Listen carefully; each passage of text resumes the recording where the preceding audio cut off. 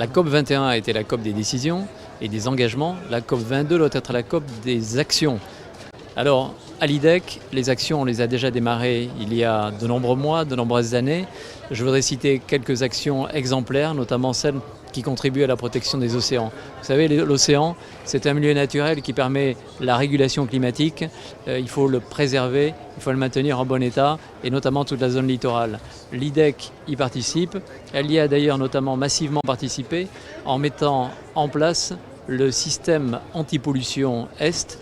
C'est un bouclage, un ceinturage du littoral entre la mosquée Hassan II et la ville de Mohammedia. C'est 24 km de canalisation de très gros diamètre qui ont été installés en tunnelier. Il a fallu 3 années pour mettre ceci en œuvre.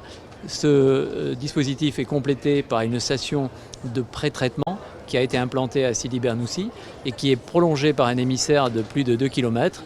L'idée, c'est de piéger toutes les eaux usées du bassin versant de Casablanca et de renvoyer cela via la station de pré-traitement de Sidi Bernoussi et l'émissaire en haute mer où le travail bactériologique continue de se faire de façon naturelle.